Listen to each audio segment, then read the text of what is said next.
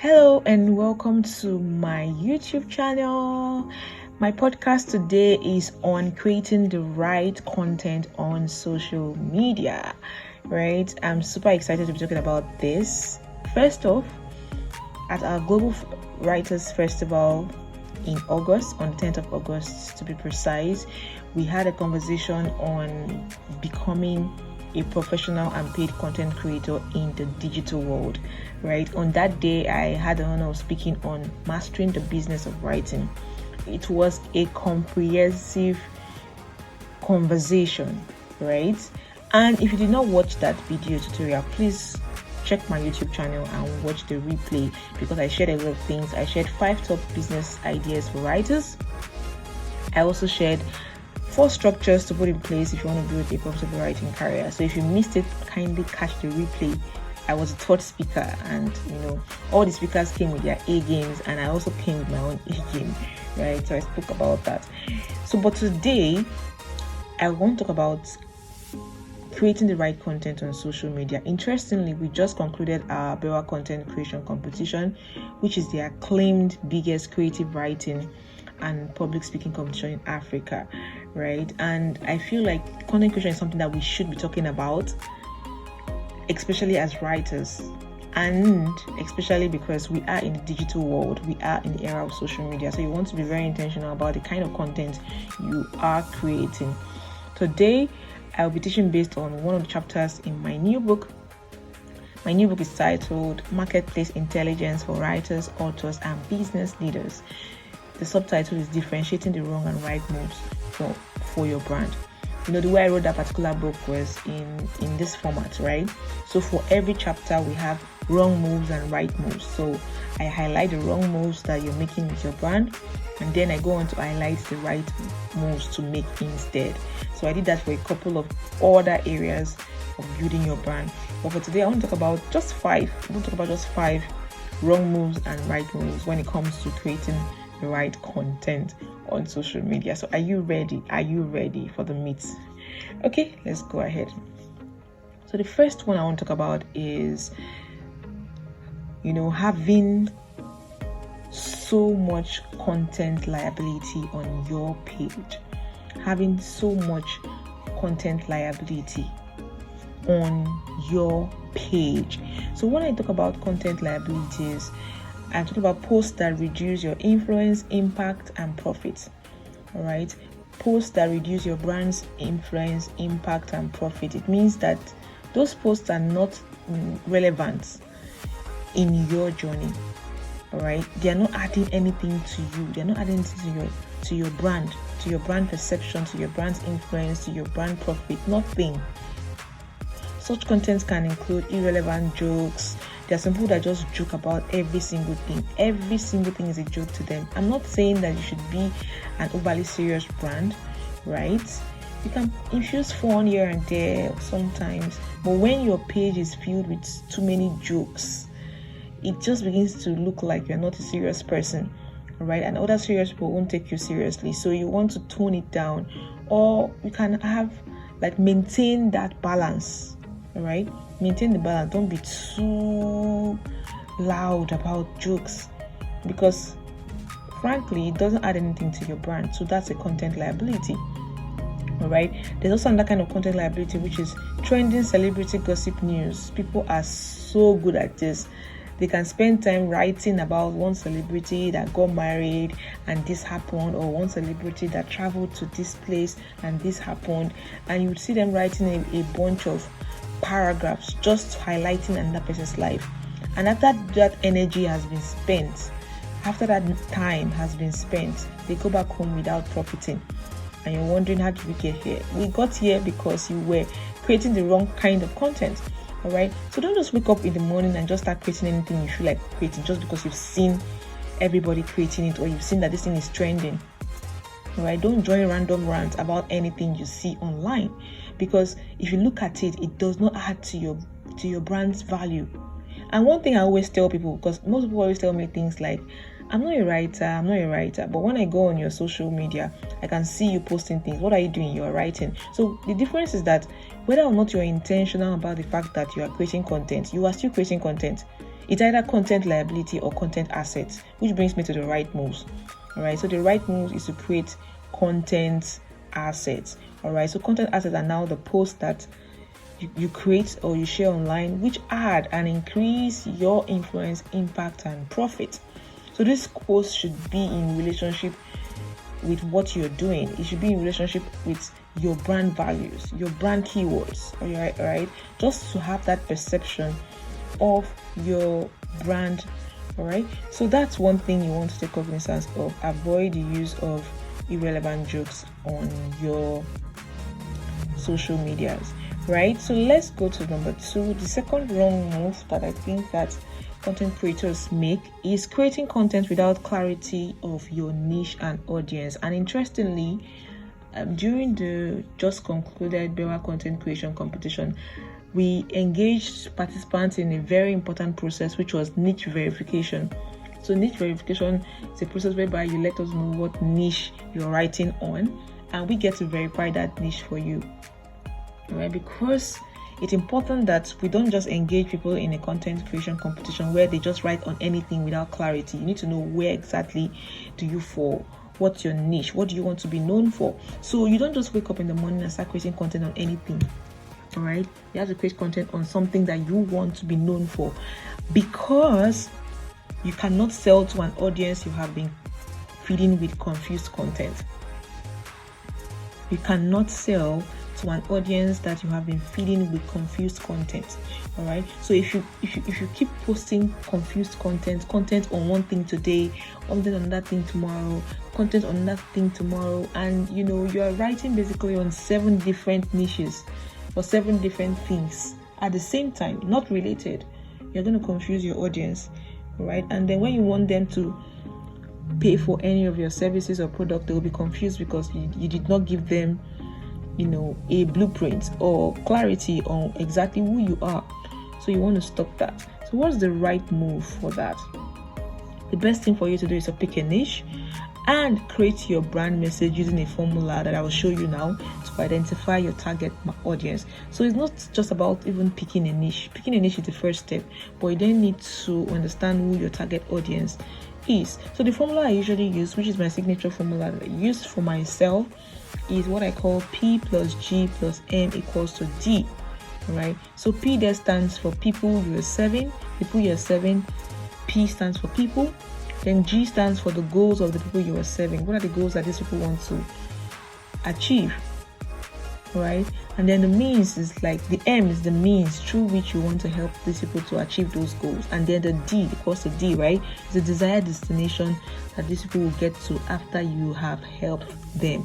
Once you understand your people, their goals, the means through which you want to help them achieve their goals, and their desired destination, it will be very easy for you to create content that aligns with this whole concept.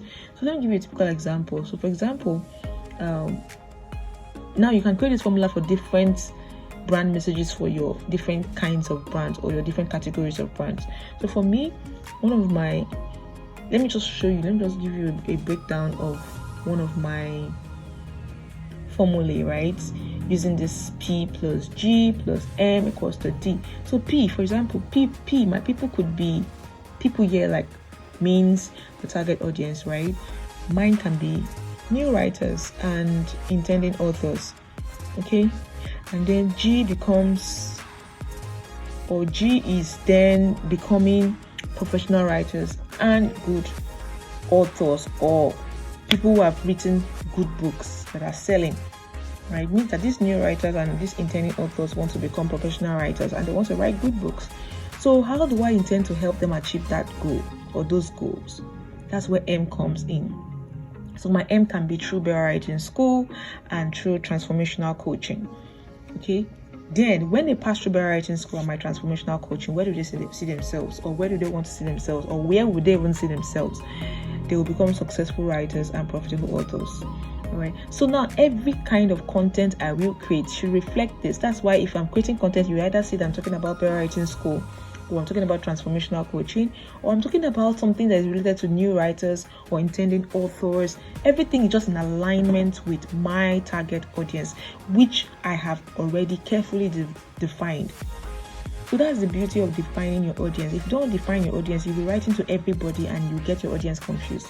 So it doesn't matter what niche you are, whether you're in the relationship niche, you're in the leadership niche, or you are in the social media marketing niche, whatever niche you are, you need to have this breakdown and understand exactly whom you're talking to, right? So that you can begin to use the language that will resonate with that category of people. Okay, so that's for the second thing that you should do when it comes to creating the right content on social media. The number 3 here on my list is creating all content for free or creating less valuable content for free. I need to spell this out that this is a very wrong move to make for your brand. When you start creating all your content for free without having your differentiation layout, the PC and FC differentiation layout, which is the right move to make, is a situation whereby you differentiate the content that should go out for free and differentiate the content that should go out for a fee. All right, so you don't want to start sharing your paid content for free.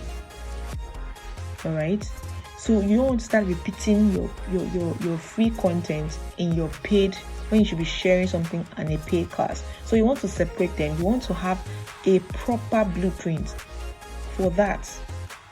Okay, so for example, when I host free events, like I hosted a festival, I'm here sharing massive value here, you're going to learn a lot. But when people come to, I remember somebody who attended one of my workshops, writers workshops, workshop rather, in Akwa Ibom at the time. This person was like, wow, I've never seen you teach like this. I've never seen this kind of value. I mean, this is coming in different, in a different dimension. I know I've been watching your free classes, but this one is coming with a different dimension. What's up? And I was like, that's because I have a proper blueprint. I know exactly what I teach for free. So I have them written down under the different boxes. So I know that this particular box is going to go for free. The other one is going for a paid session. The other one is going for training. The other one is going for coaching. So everything is organized under different categories. That's why when you attend my free class, it's not the same experience you will get when you attend my paid class. So that's a good way to differentiate your content, because if you keep sharing everything for free, you will have nothing to sell for a fee. So you want to have a balance. Also, there's another side of the coin, which is a wrong move: creating less valuable content for free. So you'd be like, okay, since it is for free, why do I even have to spend so much energy creating something that is valuable?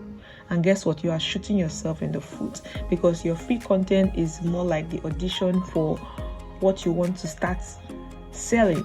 If people can listen to you and get so much value, then they will want to pay you, right? I hosted the festival on the 10th of August, right? And I delivered a masterpiece, a solid masterpiece. In fact, it was a master class, all right, to be precise. And people got so much value. And I remember that there was somebody who sent me a message the same day and paid for my upcoming workshop that is happening in Nigeria, live in Nigeria. The person paid for that workshop. She was like, wow, this festival blew my mind. I enjoyed your presentation. I look forward to learning more from you. Okay, so this is what happens when you deliver excellently in your free classes. So don't take your free classes for granted. And I always say something, that people pay even if they don't pay. They pay something. So money is just one form of exchange. All right, people can pay attention. People pay attention to you when they're in your free class, or people pay their time to you when they're in your free class. So you don't want to make it look like they wasted their time coming to listen to you. Okay, so make sure that even your free content is very inspiring. Okay, so the fourth wrong move that you want to avoid is bad grammar. Bad grammar. You want to avoid that when you're writing your content. Check for your grammar, check for your spellings, check for your communication as well. Very important, right?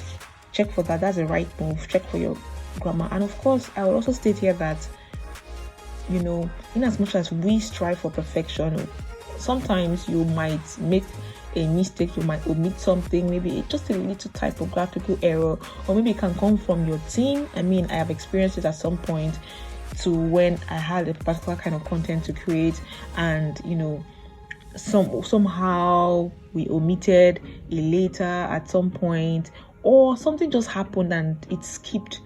I mean, it can happen once in a blue moon, but when it begins to happen every single time we are reading your content, we are seeing errors, it becomes a problem. All right, it becomes a problem. So work on that as much as you can. Proofread your content to reduce errors to a bare minimum, because of course nobody's exactly perfect, right?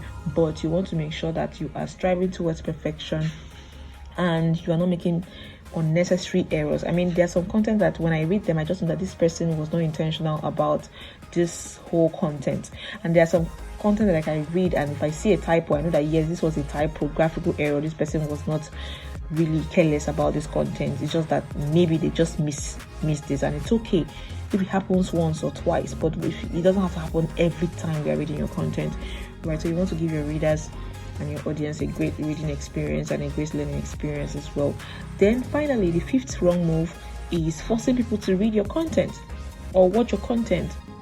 It's like you're invading people's privacy. We see this a lot on WhatsApp. People just invade people's privacy, try to get them to join a WhatsApp group, or just add them onto a WhatsApp group without their permission, or just bombard them with DMs that they did not request, or just random things, maybe tagging them unnecessarily on posts that do not relate to them on social media, or just even spamming their comment section or spamming their groups. People are not going to pay attention to you that way. I know that your goal is probably to get their attention, but if you continue doing like that, they would get tired of you, and it will be very repulsive, and you will not achieve your goals.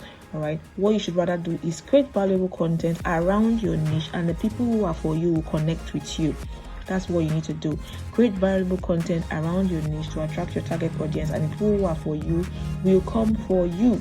All right, so you need to get to the point where people are like, hey, can I when am I reading from you again? I remember I experienced that when I used to do a lot of newsletters then, and then I stopped because I was busy with other things, and they were like, we've not seen your newsletter for a while, where are you?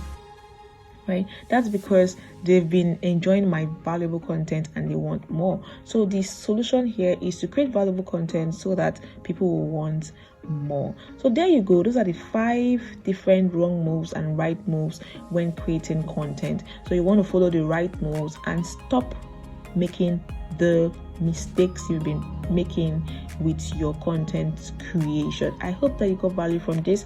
Please let me know which part of this presentation stood out for you, and let me know if you learned something from this.